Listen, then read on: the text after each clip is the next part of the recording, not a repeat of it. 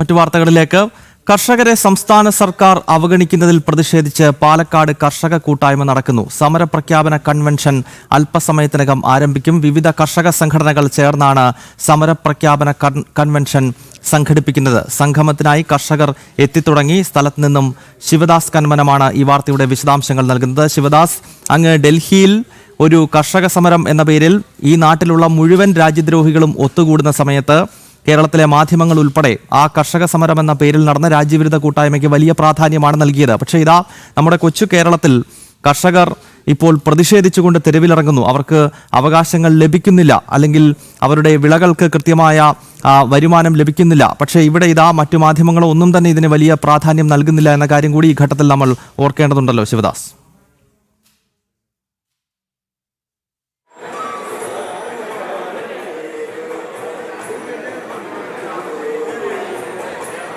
തീർച്ചയായും അതൊരു പ്രധാനപ്പെട്ട കാര്യം തന്നെയാണ്. കാരണം നമുക്കറിയാം, ഡൽഹിയിലൊക്കെ കർഷകരുടെ സമരം നടന്ന സമയത്ത് വലിയ രീതിയിൽ തന്നെ മറ്റ് മാധ്യമങ്ങളൊക്കെ അത് വാർത്ത നൽകിയിരുന്നു. പ്രത്യേകിച്ച് കേരളത്തിൽ അടക്കം അത് വലിയ ചർച്ചയായിരുന്നു.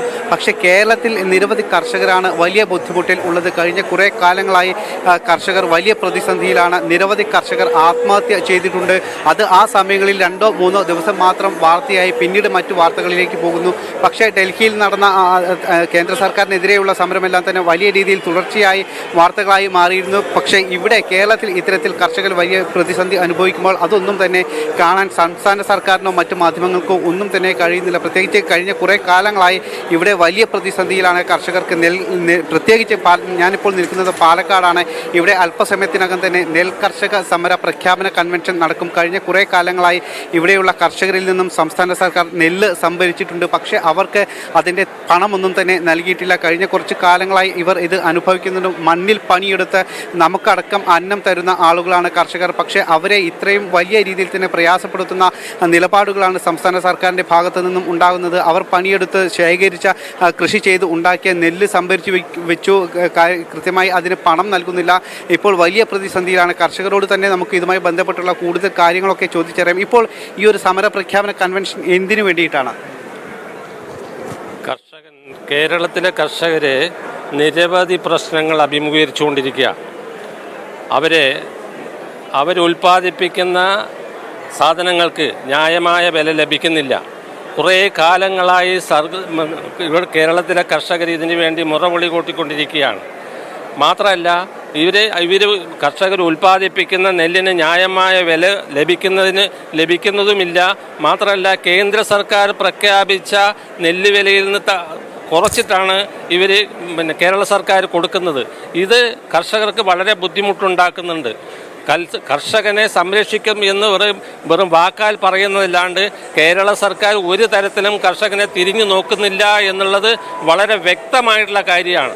വളരെ നീറുന്ന നിരവധി പ്രശ്നങ്ങൾ കർഷകർ നേരിട്ടുകൊണ്ടിരിക്കുകയാണ്.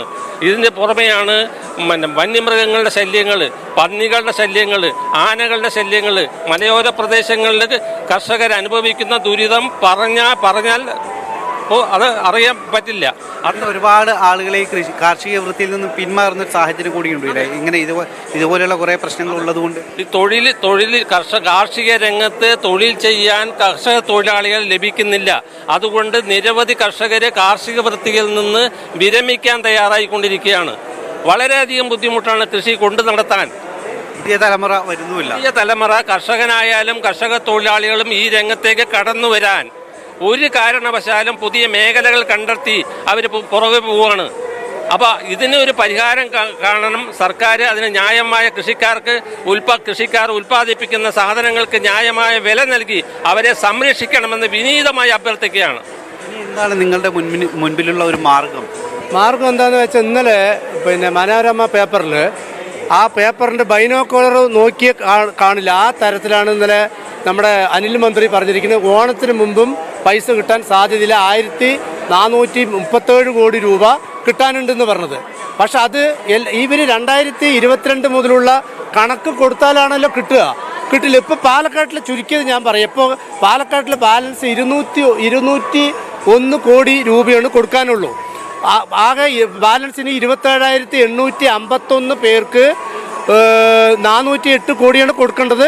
ഇനി ബാലൻസ് 201 കോടി രൂപയെ പാലക്കാട് ജില്ലയിൽ കൊടുക്കാനുള്ളൂ. ബാക്കിയുള്ള ജില്ലകളുടെ ഭാരവാഹികൾ അത് പറയും. ഞങ്ങളത് ഇവിടെ കണക്കെടുത്തതാണ്. അപ്പോൾ 200 കോടി രൂപയും കൂടി കൊടുക്കാൻ ഒരു കഴിവുകെട്ട സർക്കാരാണ് നമ്മുടെ കയ്യിലുള്ളത്. കാരണം എല്ലാ കാര്യത്തിനും പൈസയുണ്ടല്ലോ. എന്തുകൊണ്ട് ഓണത്തിന് മുമ്പ് പിന്നെ മന്ത്രി ഇന്നലെ പറഞ്ഞിരിക്കുകയാണ് ഓണത്തിന് മുമ്പ് അടക്കം പൈസ കൊടുക്കാൻ പറ്റില്ല എന്നുള്ളത്. അത് ന്യായമാണോ? ഇപ്പോൾ ഞങ്ങൾ വേറൊരു പരിപാടിക്ക് പോയപ്പോൾ റവന്യൂ മന്ത്രിയുടെ അടുത്തും ചോദിച്ചു. അദ്ദേഹത്തിൻ്റെ ആളല്ല എങ്കിലും പറഞ്ഞു അദ്ദേഹം പറയണതും ഓണത്തിന് മുമ്പ് പൈസ കൊടുക്കുന്ന പറഞ്ഞത്. പക്ഷേ സപ്ലൈകോ മന്ത്രി ഇന്നലെ പറഞ്ഞിരിക്കുന്നത് ഓണത്തിന് മുമ്പ് പൈസ കൊടുക്കാൻ സാധിക്കില്ല, കേന്ദ്രം ഇത്ര ഫണ്ട് തരാനുണ്ടെന്നാണ്. അപ്പോൾ എന്തുകൊണ്ട് 2022 മുതലുള്ള പിന്നെ കണക്ക് ഇവർ കേന്ദ്രത്തേക്ക് കൊടുക്കുന്നില്ല?